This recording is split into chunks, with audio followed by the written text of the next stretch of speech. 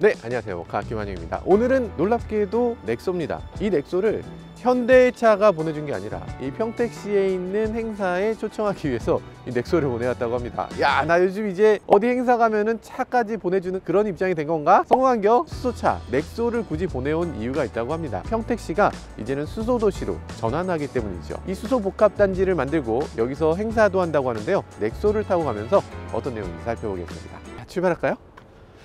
잠깐만, 출발 전에 먼저 디자인부터 살펴보고 이 차도 간단하게 시승하면서 가도록 해야 되겠죠. 넥소 하면 여러분들은 어떤 게 떠오르세요? 저는 넥소 하면 현대의 시작이라는 생각이 떠오릅니다. 현대의 모든 것들의 시작은 넥소였던 것 같아요. 처음에 나왔을 때는 굉장히 공격적이어서 이건 너무 무시무시하지 않나? 이런 느낌이었는데 이제 와서 돌이켜 생각해보니까 이게 시작이었어. 아반떼도 결국엔 이런 디자인이고 투싼도 결국에 이런 디자인이고 이 여러 가지 자동차들이 넥소를 시작으로 해서 이렇게 디자인을 굉장히 공격적으로 살짝 시작된 것 같아요. 측면에서 봤을 때도 현대차의 시작이라는 것들을 많이 보여주고 있죠. 일단 플러시 타입의 도어 핸들, 이전까지는 없었잖아요. 이렇게 들어가고 나오고, 이거 멋지지 않습니까? 이거 요즘 들어서 뭐 아이오닉 5나 EV6나 이런 차들도 다 플러시 타입을 쓰고 있는데 그런 플러시 타입은 약간 이렇게 한쪽이 튀어나오는 형태잖아요. 근데 이거는 지금 전체가 들어가는 제네시스 G90급이라고 할 수 있죠. 근데 이게 닫힐 때 여기 손 끼면 어떻게 되지? 여기 이렇게 손 끼면 너무 무서워. 여기 손 넣은 채로 잠기면 어떻게 될까?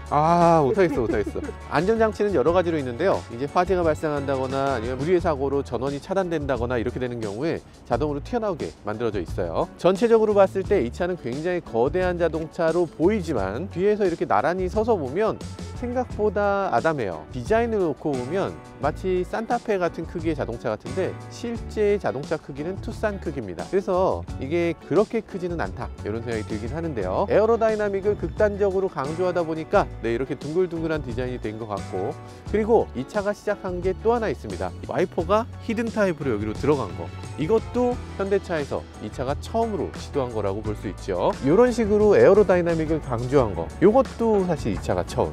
이제 니로가 이런 식으로 따라가고 있죠. 그리고 자동 주차 시스템도 이 차가 시작입니다. 키만 가지고서 차를 주차시킬 수 있는 최초의 자동차죠. 이 차 가격이 얼마인지 혹시 아세요? 이 차 가격은 7천만 원입니다. 보조금이 3,500만 원이기 때문에 실제로 살 때는 3,500만 원에 살 수 있는 거예요. 어쨌든 보조금을 제외하면 7천만 원짜리 어마어마하게 비싼 차이기 때문에 이렇게 비싼 자동차에 이런 기능들을 총동원해서 최고급 자동차로 만드는 건 어쩌면 당연한 일일 수도 있죠. 그렇지만 뭐 현대차 입장에서 이게 그렇게 많이 남는 자동차냐 생각해보면 그렇진 않아요. 이 차 가격의 대부분은 결국에는 수소연료전지 스택, 그리고 수소연료전지 탱크, 모터 이런 데에 들어가기 때문에 사실은 연료전지 스택 자체가 4천만 원 정도 된다고 하는데, 그런 것들을 생각해보면 현대차 입장에서도 그렇게 수익성이 높은 차는 아니었을 것 같고 어떤 친환경에 대한 투자, 그런 의미에서 이런 차를 만들었던 것 같습니다. 이 차에서 가장 큰 차이점은 여기에 있죠. H2 가스 이렇게 써 있잖아요. 수소연료전지를 사용하고 있다. 그래서 수소를 700바짜리 수소를 집어넣어야 돼요. 고압 수소를 집어넣는데 보통 이제 700바라고 하면 어마어마한 겁니다. 타이어가 펑크가 나서 터지게 되면 엄청난 소리가 나잖아요. 빵 하면서 주변이 진짜 깜짝 놀랄걸? 그런데 그게 기껏 해봐야 2바예요 2.5바 뭐 이 정도 됩니다. 이건 몇 바? 700바. 야, 대기하에 700배가 이 안에 들어있는 겁니다. 엄청난 압축률이라고 볼 수 있죠. 700분의 1로 압축된 거니까 무시무시합니다. 수소 탱크를 만들 수 있는 기술, 이런 거 자체가 엄청난 기술인데 그걸 할 수 있는 메이커 사실 몇 없고요. 그걸 할 수 있는 나라도 몇 없습니다. 그걸 만드는 곳이 이제 평택에 생긴다는 거죠. 오늘같이 미세먼지 심한 날, 이런 날에는 수소차 많이 타야 돼요. 왜냐하면 이 수소 자동차는 이 수소 자동차를 운영하기 위해서 여기에 맑은 공기가 필요하거든요. 그래서 이 안에는 이 미세먼지 필터가 헤파급의 미세먼지 필터가 들어가고요. 거기에 가습기도 들어가요. 정말 청정한 공기를 만들어낸 다음에 이 차가 그 공기를 사용하고요. 그리고 그 공기를 내뿜기 때문에 이 차가 지나가고 나면 도로 전체에 다리는 공기청정기다, 이런 생각도 듭니다. 가장 큰 장점이라고 할 수 있는데 충전 시간이 어마어마하게 짧죠. 수소 전기차라고 하잖아요. 전기차임에도 불구하고 이 차의 충전 시간은 불과 5분 이내에 충전할 수 있습니다. 그렇기 때문에 이 수소차의 장점은 분명히 있다고 할 수 있죠.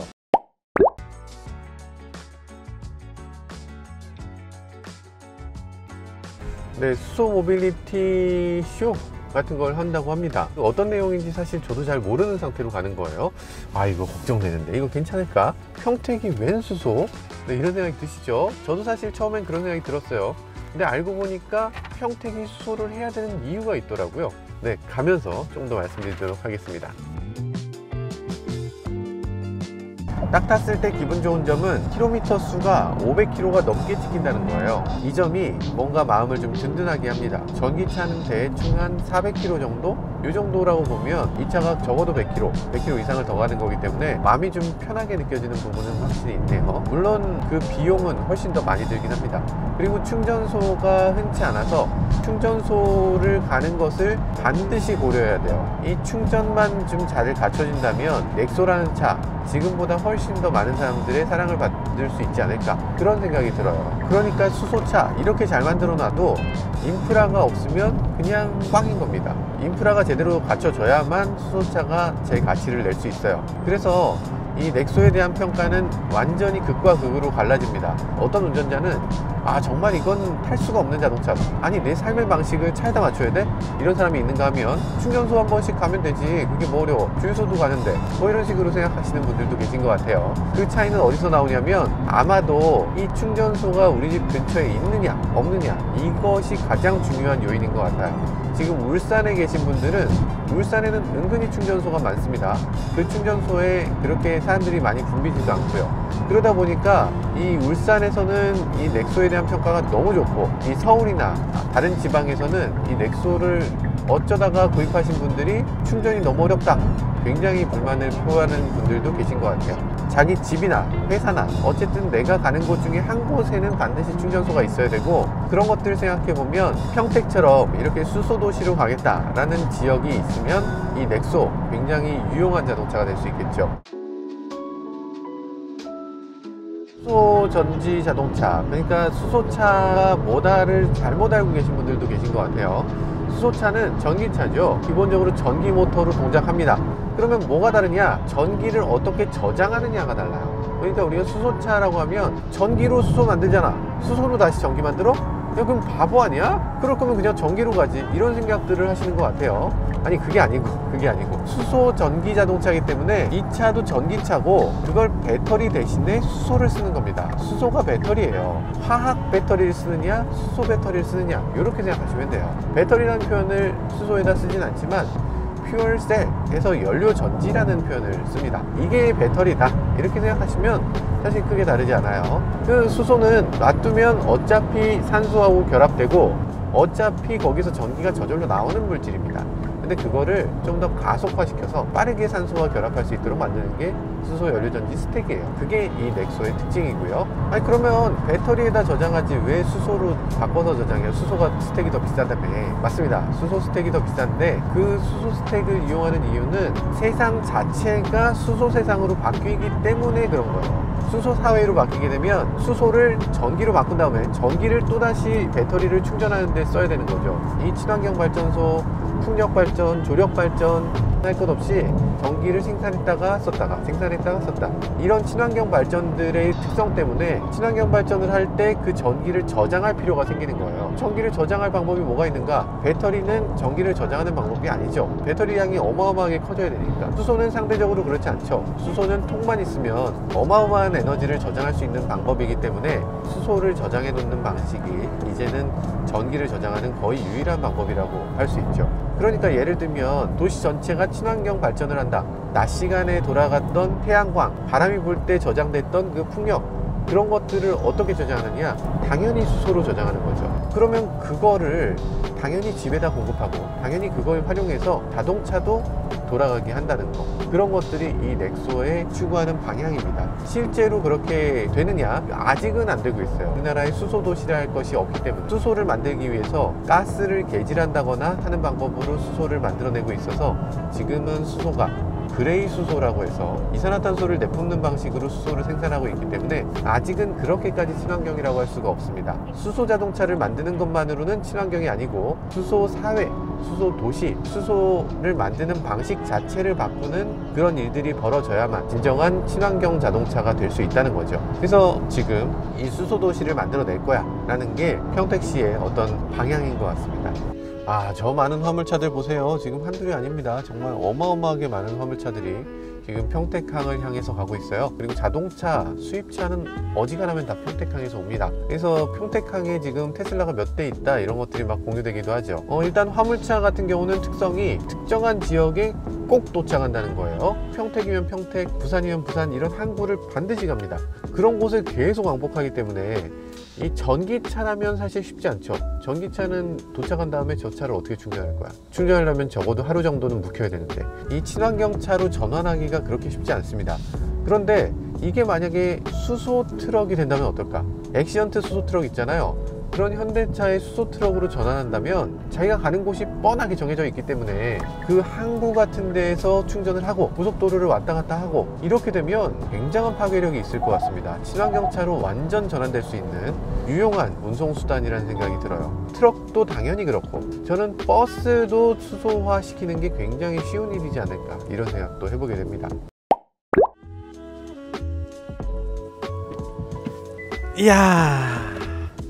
이야, 대단하네요. 이게 바로 수소가 생산될 장소라고 해요. 수소 생산 기지가 나올 그런 공간인데, 사실 여기서 수소를 생산하게 되는 이유는 뭐 여러 가지 있겠죠. 수소의 요구량이 굉장히 많기 때문에 당분간은 가스를 이용해서 수소를 생산하는 방식도 여전히 존재할 겁니다. 그렇기 때문에 여기 보면 한국가스공사가 저쪽에 저장 탱크가 있고요. 그리고 저쪽에도 지금 SK가 저장 탱크를 갖고 있네요. 이 평택시 안에 여러 곳에서 이렇게 에너지 저장 장소가 있어요. 그러다 보니까 수소로 전환했을 때 빠르게 수소를 공급해 줄 수 있는 그런 장소가 이곳이기 때문에 여기서 수소를 생산하는 생산기지를 짓는 게 어쩌면 당연해 보이기도 하네요. 처음에는 아니 왜 평택에 수소지? 생뚱맞다 이런 생각도 들었었는데, 이런 것들을 보고 나니까 이래서 평택이 수소도시가 된다는 거구나, 이런 생각이 들기도 합니다. 다음 편은 다 지어지면 그때 다시 한번 찍는 걸로 하고요. 수소 모빌리티 관람을 하기 위해서 또 이동을 하도록 하겠습니다.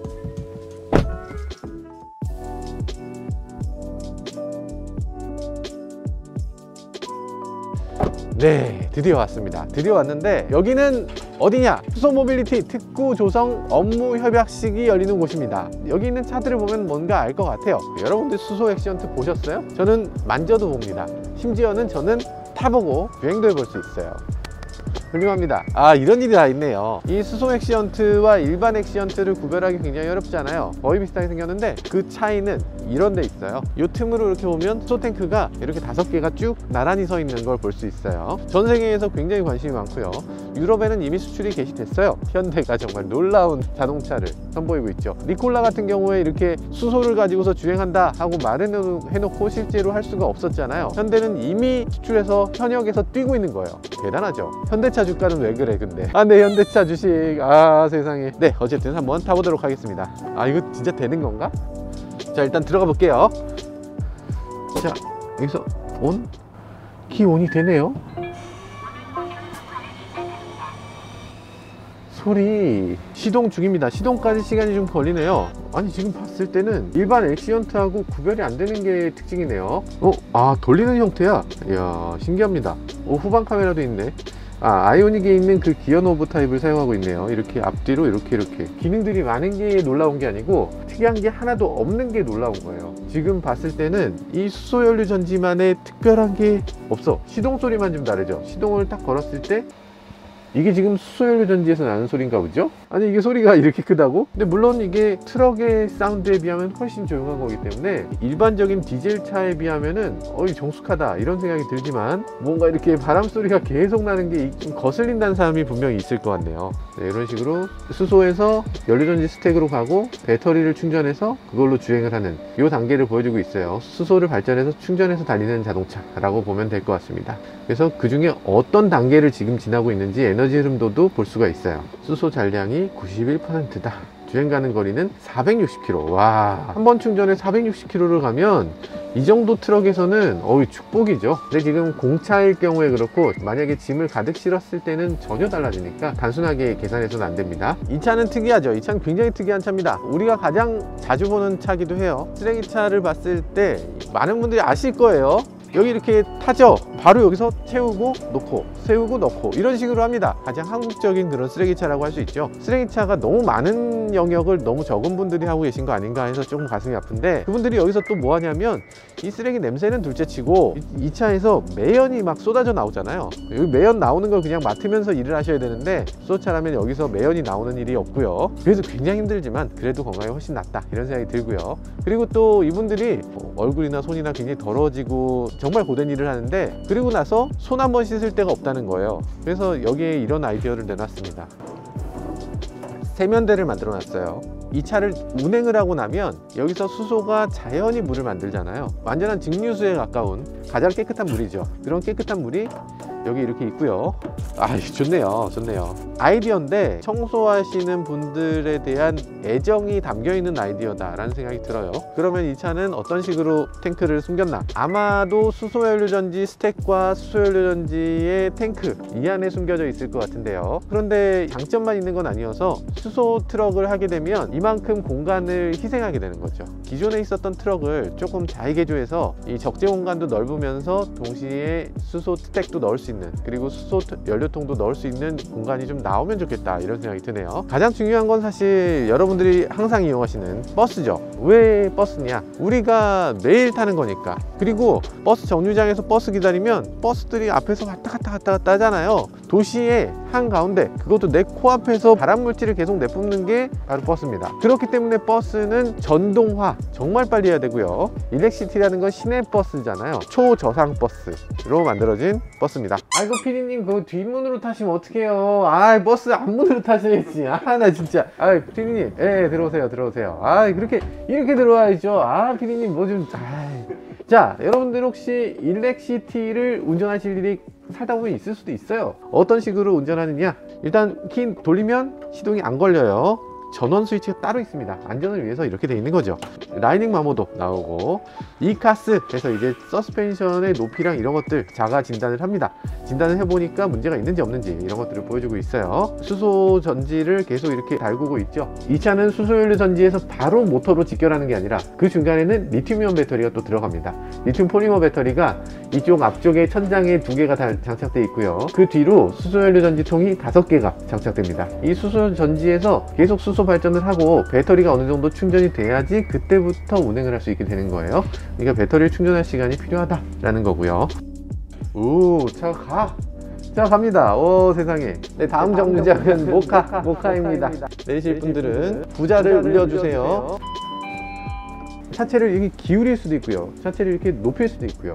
차체를 이렇게 기울이게 되면 이 오른쪽의 각도를 더 낮출 수 있어요. 이렇게 오른쪽을 기울여서 이렇게 낮추면 승하차하는 그 플랫폼에 거의 비슷하게 맞출 수 있는 거지. 이 차의 모터, ZF 센트럴 모터를 사용하고 있는데, 이 모터가 지금 241마력을 내고 있어요. 어지간한 자동차 타시는 분들은 그게 뭐야 도대체 240마력으로 이만한 차가 어떻게 가냐 이럴 수 있는데, 사실 버스에서는 그 정도가 그냥 당연한 겁니다. 보통 전기차는 기어가 없다고 생각되시지만 이런 전기 버스, 전기 트럭에는 기어가 있어요. 최종적인 감속 기어가 굉장히 크게 들어가기 때문에 낮은 마력으로도 이 차를 충분히 끌고 갈 수 있는 거죠. 일반적인 트럭이나 뭐 버스나 다 리타더가 있는데, 이게 리타더가 아니고 회생제동을 보여주는 그런 표시네요. 그래서 회생제동 2단, 회생제동 1단 이런 식으로 되어 있습니다. 리타더가 뭐냐면 버스나 트럭 같은 경우는 어느 정도 이상 제동을 하게 되면 이 브레이크가 과열돼요. 왜냐면 차가 너무 무거우니까. 그걸 막기 위해서 브레이크를 이용하지 않고 엔진 힘만으로 차를 감속하는 그런 기능들이 있는데, 그런 것들을 리타더라고 합니다. 근데 전기차는 전기차의 회생제동 기능이 있잖아요. 그걸 이용해서 리타더 대신에 이 회생제동으로 자동차의 에너지도 회수하고, 그러면서 차의 감속도 하고 브레이크도 아끼고 이런 기능들이 되는 거죠. 브레이크 자체가 쓸 일이 훨씬 더 적어지기 때문에 유지보수에서도 훨씬 더 유리한 면이 있을 겁니다. 엔진 오일을 교체한다거나 이런 것들 당연히 없을 거고요. 이 수소 트럭, 수소 버스 탈 때는 그런 것들도 굉장히 중요한 요소라는 생각이 드네요. 네, 인터뷰 끝나셨대요. 시장님 안녕하세요. 안녕하세요. 네, 저는 모카 김한용이라고 합니다. 예, 많이 들었어요. 우리나라에서 제일 유명하다고 그러던데 영광입니다. 저희 이 정도라고요. 사실 제가 오늘 이 행사를 살짝 보면서, 그러면서 또 오늘 수소연료 전지차 넥소를 타고 여기에 왔는데, 다른 데도 아니고 평택이 갑자기 무슨 수소 관광객을 전혀 못 찾겠거든요. 이제 평택은 이제 수소를 가장 싸게 생산할 수 있는 여건을 가진 도시입니다. 보니까 우리 가스공사가 있고 뭐 발전소도 있고 그래서 거기서 나오는 이런 부생가스를 활용한다든가 냉열이라고 하는데 이제 네. 그런 걸 이용하면은 가장 싸게 액체수를 만들 수 있는 여건을 가지고 있어서 수소를 이렇게 선도적으로 세계 앞서가는 나라로 이렇게 만들려는 노력을 하고 있지 않습니까? 그런 부분에서 이제 평택이 아마 주도적 역할을 하게 될 것으로 생각하고 그동안 이런 준비들을 계속 해왔습니다. 3년이 지난 지금 수소 함유 대표적 도시로 떠오르고 있고 경기도에서도 이 평택항 전체를 수소 복합지구 이런 걸로 좀 앞으로 지정하겠다. 빠르게 성장하고 있는 도시입니다. 몰랐죠? 그렇군요. 항만 하면은 트럭 같은 게 많이 왔다 갔다 하잖아요. 그렇죠. 또 자동차도 평택항이 제일 많이 수출입을 하고 있거든요. 카캐리어가 그냥 계속 왔다 갔다 하더라고요. 그런 차들이 미세먼지 같은 걸 너무 많이 뿜어내잖아요. 그렇죠. 여기에 이제 그런 큰 트럭들 수소차로 전환하면 가장 혜택을 또 많이 볼 수도 있고 또 이게 또 수소 산업으로 연결될 수도 있기 때문에 많은 그런 수소 관련 업체라든가 그런 모빌리티 회사들 있잖아요. 평택을 엄청 힘을 내고 있습니다. 네. 몰랐죠?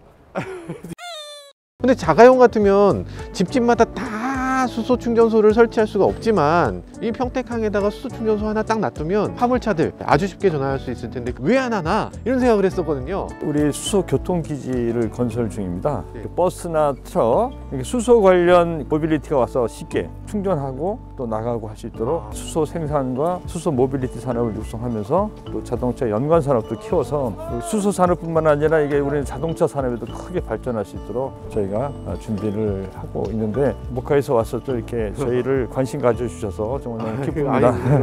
시장님께서 이렇게 허심탄회하게 그래서 직접 이런 말씀을 그냥 편하게 해주시니까 너무 감사합니다. 감사합니다. 네, 감사합니다. 네, 오늘 수소에 대해서 정말 많은 것들을 본 것 같습니다. 이 평택시가 정말 수소에 대해서 하고 싶었던 말이 너무 많았던 것 같아요. 단순하게 수소를 이용한 자동차를 그냥 타는 게 아니라 수소를 생산하고 운반하고 그리고 실제로 사용하는 것까지 심지어는 이 도시에 직접적으로 공급하는 것까지 모두를 하겠다는 그런 원대한 꿈을 보게 됐습니다. 수소 도시라는 것인데 앞으로 어디까지 뻗어나가게 될지 수소의 진심인 도시 평택의 미래가 더욱더 기대되는 대목이었던 것 같습니다. 지금까지 저는 모카 김한용이었습니다. 감사합니다.